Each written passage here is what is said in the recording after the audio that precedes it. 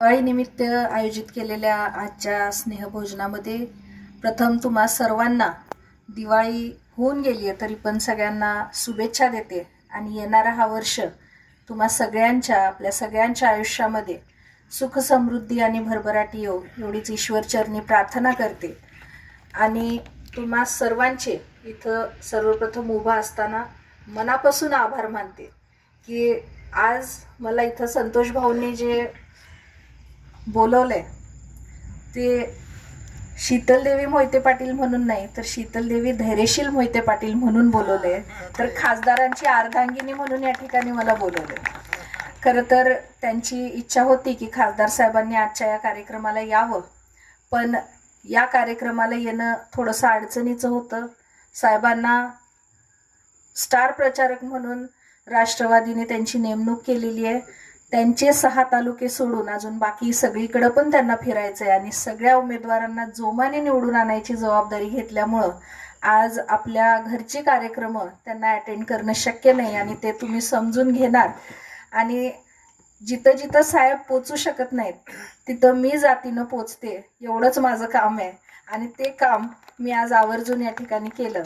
कारण आत्ताच ऐकलं की लीड किती 365चं लीड आहे आणि त्याच्यात मला वाटतंय 50-60 मतं ही पिपाणीला गेलेली आहे तिथली, म्हणजे जवळपास 400चं लीड या ठिकाणी दिलेलं आहे। आणि म्हणून अर्धांगिनी म्हणून आज साहेबांच्या वतीनं तुमचे मनापासून खूप खूप आभार मानते। आणि आजच्या या कार्यक्रमासाठी उपस्थित असणारे आदरणीय भाऊ जयवंतराव जगताप, नारायणाबा, या ठिकाणी आजचा कार्यक्रम ज्यांनी आयोजित केला ते संतोष वारे, राणीताई वारे, विभूषण आवटे, राहुल सावंत, देवानंद बागल, अनिल पिंपरे, केशव चोपडे, नितीन सपकाळ, चंद्रकांत काळे, या ठिकाणी उपस्थित पदाधिकारी, सोसायटीचे चेअरमन, सरपंच, उपसरपंच, ग्रामपंचायतीचे सदस्य आणि या ठिकाणी उपस्थित या गावचे सर्वच लोक।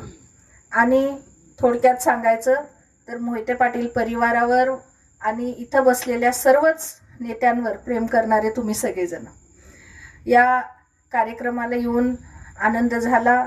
भाऊंनी या ठिकाणी त्यांच्या ह्याच्यात सांगितलं की एवढ्या लांबून तुम्ही आलात, पण मला तेच आपल्याला आवर्जून सांगायचं आहे की 1-2 गोष्टींचं बागलसाहेबांनी या ठिकाणी उच्चार केला की आपला टेंभुर्णीपासूनचा जो रस्ता आहे त्याबद्दल तुम्ही बोललात आणि कुकडी प्रकल्पाबद्दल बोललात।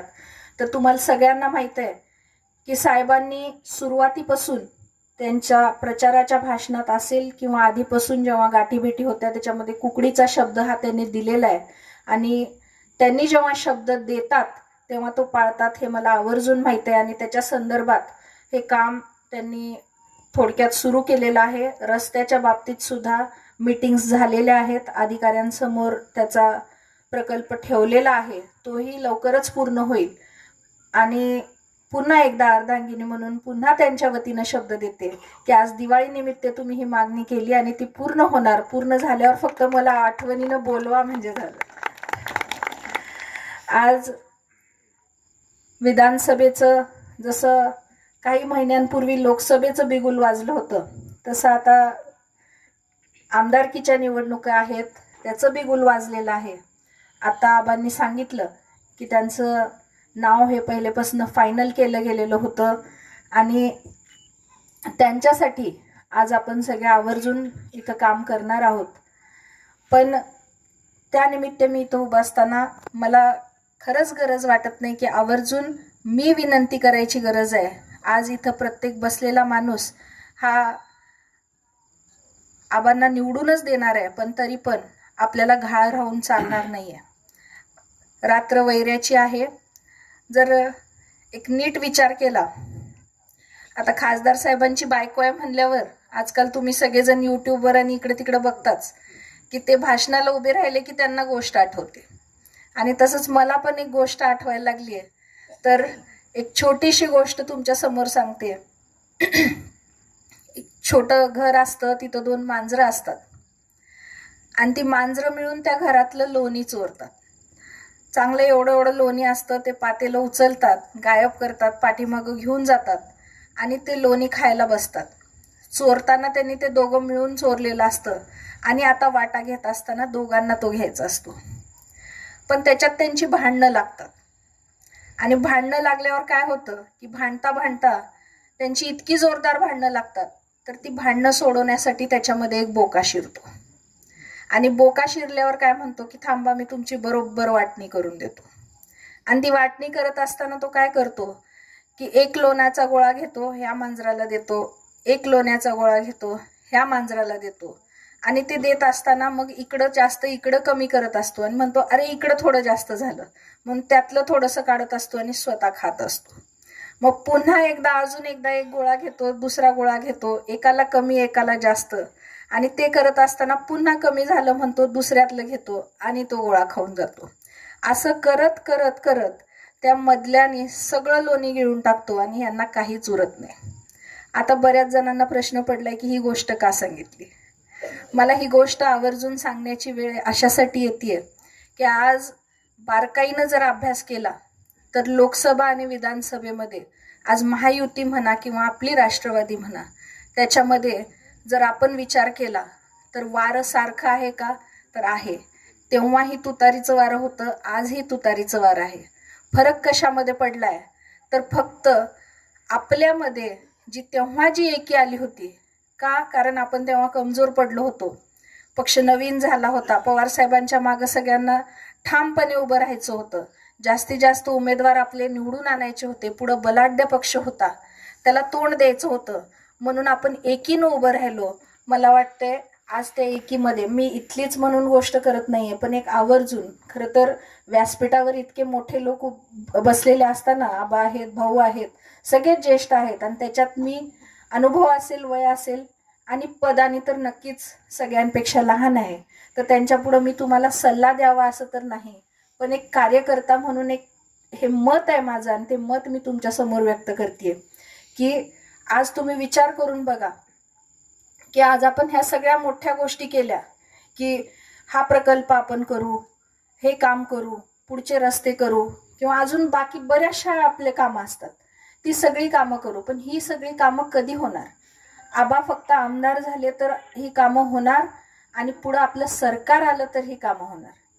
जर आपण घाळ राहिलो, आपापसातलं आपलं जर आपण जमवून घेतलं नाही, आपण सगळे एक संघ होऊन आणि जातीनं, आज वेळ किती कमी राहिला तुम्ही विचार करा, आणि याच्यामध्ये काय छोटी मोठी जे काही रुसवे फुगवे असतील किंवा आपापसातले काही गैरसमज असतील ते आपण थोड्या दिवसासाठी बाजूला ठेवून आपण एक संघ होऊन एका ह्याच्याने काम, एका दिलाने काम केलं पाहिजे आणि तरच आपला नेता हा त्या ठिकाणी विधानसभेत जाणार आहे आणि तरच आपली प्रश्न मार्गी लागणार आहे.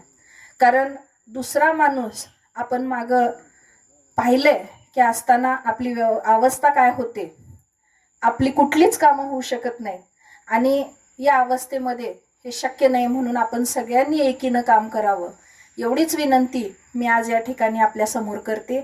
जास्त वेळ आपला घेत नाही. पुन्हा एकदा सगळ्यांना शुभेच्छा देते आणि वारे परिवाराचे मनापासून आभार मानते की आपण मला हा सन्मान देऊन या ठिकाणी बोलवलं. येत्या 20 तारखेला आपल्याला मागच्या इलेक्शनला पिपाणीला बरीच मतं गेलेली आहेत. यावेळेस सगळ्यांना आपल्याला चिन्ह नीट स्पष्टपणे समजून सांगावं लागणार आहे. तुतारी वाजवणारा माणूस हे आपलं चिन्ह आहे आणि हे चिन्ह सगळ्यांना बिंबवावं लागणार आहे. कारण काही ठिकाणची, आता साताऱ्यासारख्या वगैरे ठिकाणी अशी परिस्थिती झाली होती की तिथले खासदार आपले का पडले, तर ते जेवढ्या मतानं पडलेत त्याच्यापेक्षा जास्त मतं ही पिपाणीला गेली म्हणून पडलेत. आज ही छोटीशी चूक आहे पण ती किती भोवली. तर म्हणून आज थोडे दिवस राहिलेत, सगळ्यांनी काम करावं लागणार आहे आणि सगळ्यांनी काम करावं एवढी विनंती मी आज तुमच्या समोर करते. आज काम कशासाठी करायचंय तर स्वतःसाठी करायचंय.